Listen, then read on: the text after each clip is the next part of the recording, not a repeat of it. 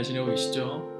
오늘은 스가랴서 세 번째 시간 질투하시는 하나님이라는 제목을 가지고 여러분과 함께 말씀을 나누려고 합니다.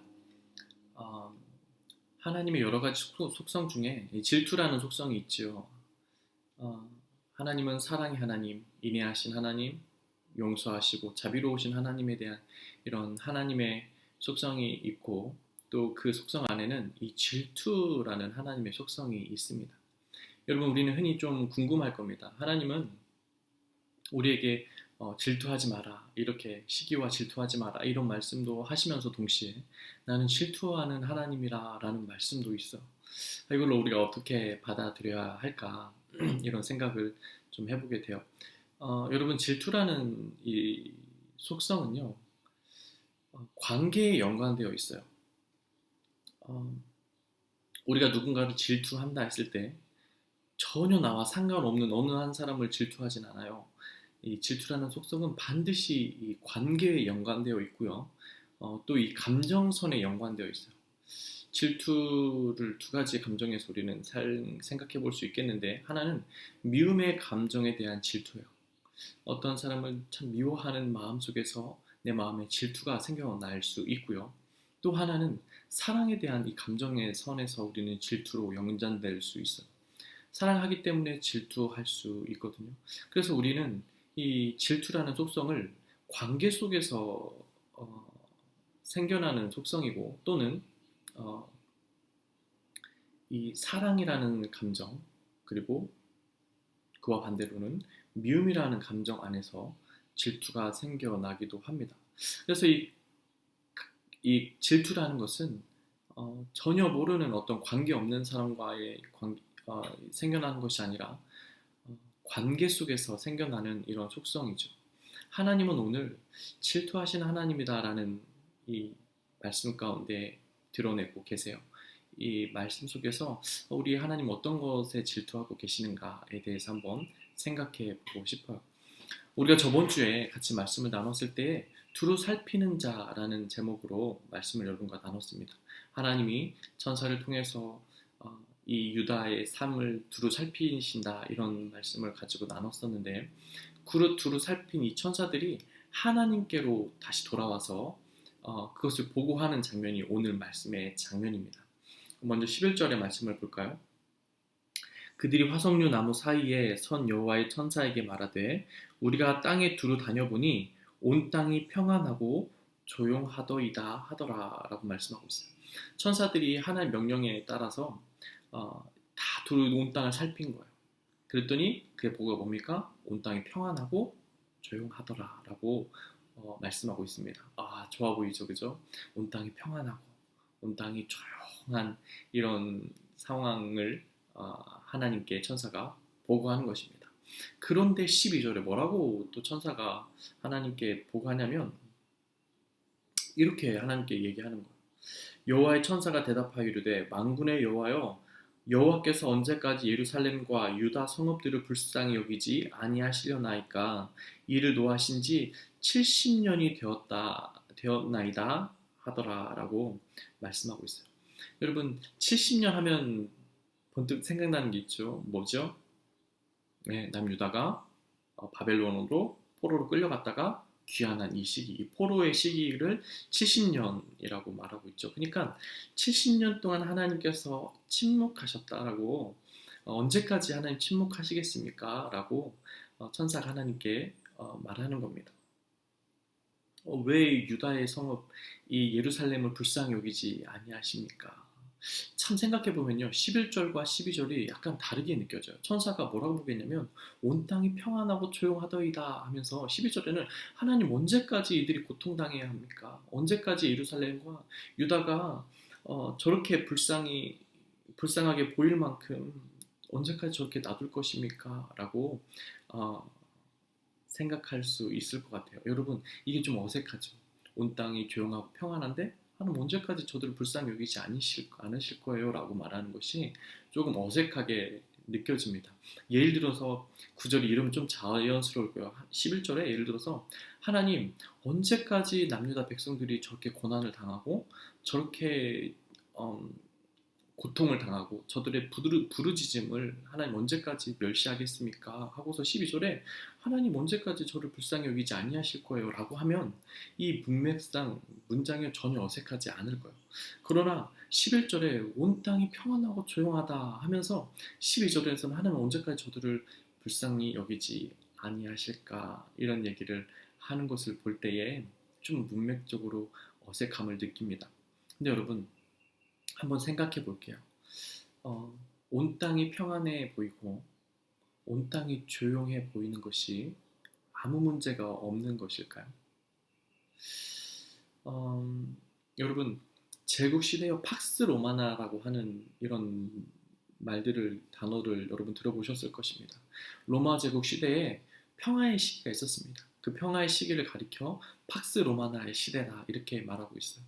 왜 로마의 시기에 그 수많은 주변국들을 다 로마가 힘으로 제압하면서 평화의 시기 팍스 로마나의 시대가 열렸다 이랬을까요? 로마가 워낙에 힘이 강력하고 위대한 나라였기 때문에 그 주변에 힘이 없는 나라들이요 그 힘에 굴복되어진 것입니다. 이 안에 끓는 분노와 이 뭡니까 정당하지 않음의 이런 사회 환경이 있었음에도 불구하고 많은 사람들이요 침묵했어요. 왜 그랬습니까? 그 로마의 힘이 두려워서. 그래서 힘으로 제압되었던 시대, 그 시대를 팍스 로마나 시대. 여러분 겉으로 보기엔 굉장히 평화로운 나라였습니다. 평화로운 제국이었습니다. 그러나 사람들은 많이 고통당했습니다. 그 힘으로 말입니다. 여러분 요즘 시대는 어떻습니까? 요즘 시대 여러분 천국이 천사가 이 샬럿에 내려와도요 아마 온 땅이 평안하고 조용하더라 그랬을 거죠. 러시아도 없고 차들도 그렇게 많이 안 다니고 조용한 이런 때 그리고 뭐 이런 로마 실제 로마의 관광지에 가면요 여러분 자연이 회복되고 있다잖아요. 뭐 중국 베이징에도 공기가 다시 맑아지고 있고 물들이 스스로 순환해서 물들이 맑아지는 것들을 보게 되고 동물들이 자유로이 돌아다니는 것들도 보게 되고 이런 자연이 회복되어지는 것들을 보게 되는데요. 천사가 이렇게 내려와서 이 땅을 다 두루 살필 때에 이런 말 하지 않았을까요? 온 땅이 조용하고 평화롭더라.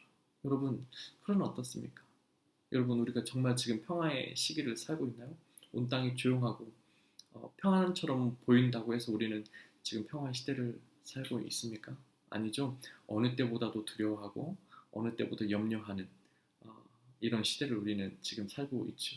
겉모습으로 보이는 굉장히 평화롭고 조용하지만 사람들 안에 불안함과 염려가 우리 안에 있는 것처럼 여러분 당시에 이 제국 시대의 힘에 의해서 이 유다 백성들이요 말할 수 없었어요.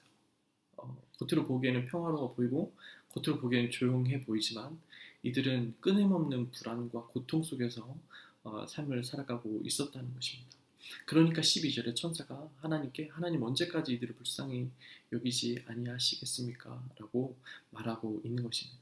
거기에 대한 하나님의 대답이 13절, 14절에게 통해서 말씀하고 있습니다. 뭐라고 말씀하시나 보니까 여호와께서 내게 말하는 천사에게 선한 말씀으로 또 위로하시는 말씀으로 대답하시더라. 하나님이 천사에게 선한 말로 또 위로하는 말로 말씀하고 계시다는 거예요. 14절 말씀 뭐라고 말씀하십니까?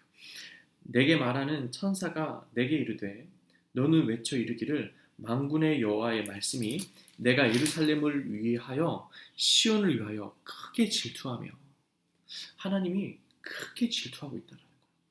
이스라엘 백성들, 하나님의 백성, 남유다 백성들이 고통당하고 그것으로 인해서 괴로워하는 것으로 인하여서 하나님이 크게 질투하신다는 거예요. 여러분, 이 크게 질투하다라는 것을요, 그 공동 번역으로 선생님 찾아보니까 이런 말씀으로 기록되어 있더라고요. 번역서가 나는 예루살렘을 생각만 해도 애가 타는구나. 내가 시온을 생각만 해도 애가 타는구나 라고 표현하고 있어요. 하나님이 이 고통당하는 이 하나님의 백성 시온을 생각만 해도 이 예루살렘을 생각만 해도 뭐라고요? 애가 탄다는 거예요. 애가 타는 거예요. 그 질투의 속성을 가지고 말씀하고 있는 것입니다. 하나님이 그들이 고통당하고 그들이 말도 할 수 없을 만큼 힘이 없고 자신이 억울함을 당하고 있으면서도 아무런 말도 할 수 없는 이런 고통의 시간들을 보내고 있을 때 하나님은 애가 탄다는 거예요. 그런 말씀을 오늘 우리에게 하고 계십니다. 내가 시온을 향하여 예루살렘을 향하여 애가 탄다는 거예요. 여러분, 하나님은 오늘 우리에게도 그런 질투를 가지고 계십니다. 우리가 말할 수 없는, 겉으로 보이기는 우리의 삶이 평안해 보이고 여러분이 남들에게 드러내지 않고 좋은 것만 보여주려고 노력하는 친구도 있을 수 있어요. 그러나 마음은 전혀 그렇지 않고 마음은 괴롭고 마음은 힘든데 그렇게 보여질 수도 있고, 때때로 우리가 억울함을 당하고 때때로 우리가 그런 부당함을 받았을 때에 하나님은 그것을 보고서 침묵하시는 것이 아니라 애가 탄다는 것입니다. 그것을 질투하신다는 것입니다. 그것을 사랑으로 우리를 바라보시고 그런 우리를 향하여 안타까운 마음으로 하나님은 우리를 바라보고 계신다는 것입니다. 그것이 우리에게 얼마나 큰 위로가 되는지 모릅니다. 그렇기 때문에 여러분, 우리가 하나님이 계시기 때문에 사람들이 알아주지 않아도 사람들이 내 억울함을 잘 몰라줘도 하나님이 알고 계시기 때문에 그걸 가지고 애를 태우고 계신 하나님, 그것을 또 아셔서 우리에게 위로의 말씀으로 찾아오시는 하나님을 오늘 말씀에서는 발견할 수 있습니다. 하나님이 15절 16절 말씀에 이런 대안을 제시합니다. 안일한 여러 나라들 때문에 심히 진노하나니 나는 조금 노하였거늘 그들은 힘을 내어 고난을 더하였음이라. 그러므로 여호와가 이처럼 말하노라. 내가 불쌍히 여김으로 예루살렘에 돌아왔은즉 내 집이 그 가운데 건축되리니 예루살렘 위에 먹줄을 쳐지리라. 만군의 여호와의 말이니라 라고 말씀하고 있습니다. 여러분, 15절에 안일한 여러 나라들 때문에 라고 말씀하고 있어요. 무슨 말이냐면, 안일하다라는 이 번역이요, 이 원어를 살펴보니까 어떤 내용이 더 뉘앙스가 맞냐면 제대로 하지 못하는, 꼼꼼하게 하지 못하는,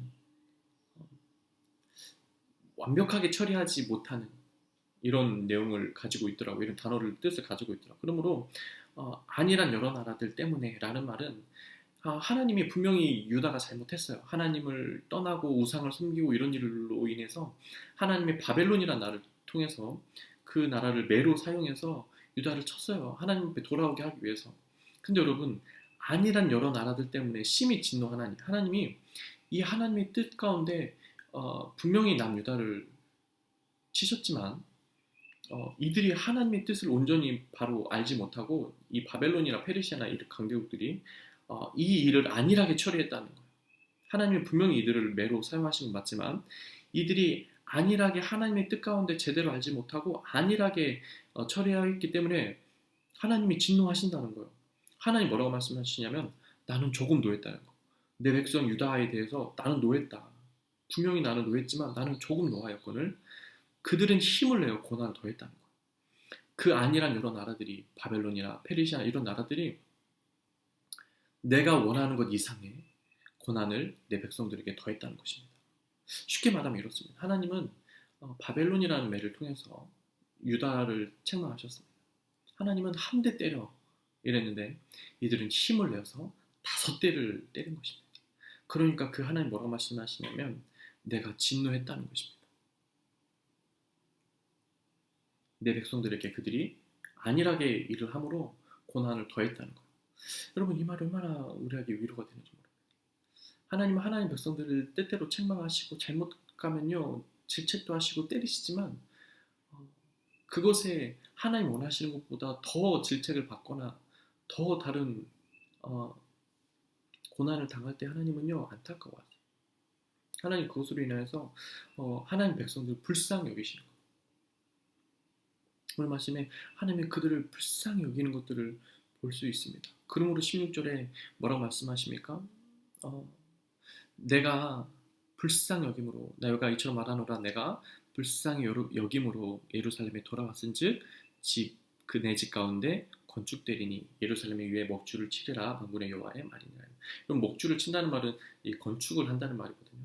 하나님이 하나님의 백성들을 불쌍히 여기시는 거예요. 고통당할 때, 괴로워할 때 하나님은요 불쌍히 여기는 마음이 있어요.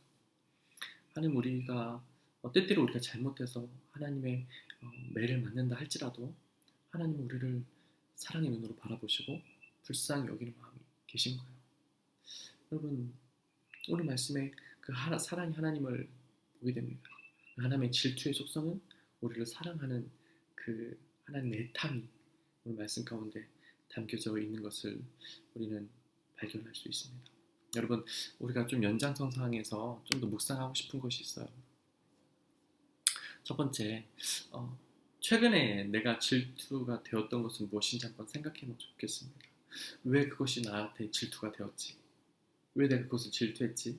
라고 한번 생각해 보고요. 두 번째로는 하나님의 질투는 어떤 속성을 가지고 있는지, 그리고 나의 어떠한 부분에서 하나님은 질투하실까, 애가 타실까라는 부분에서 한번 생각해 보고, 세 번째로는 하나님의 심판이 여러분에게 두려움을 주는지, 또 하나님의 심판이 여러분에게 오히려 평안함을 주는지에 대해서 한번 생각해보고 고민하면 좋겠습니다. 그래서 우리 이런 질문들을 생각해보고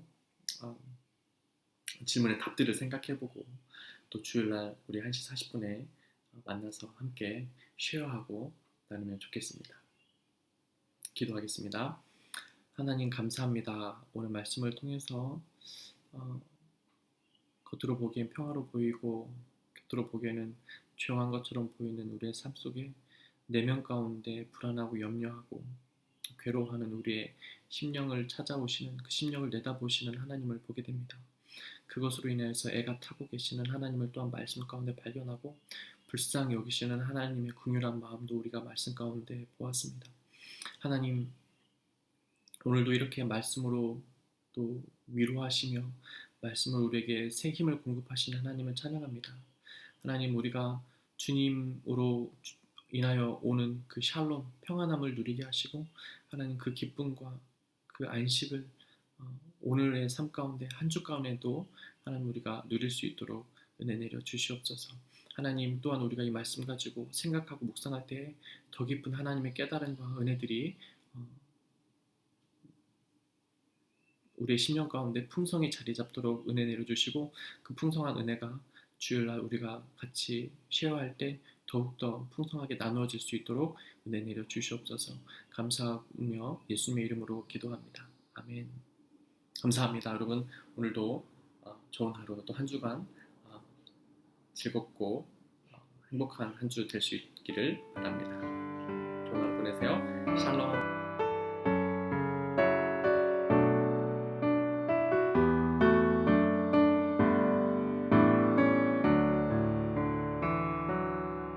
삶의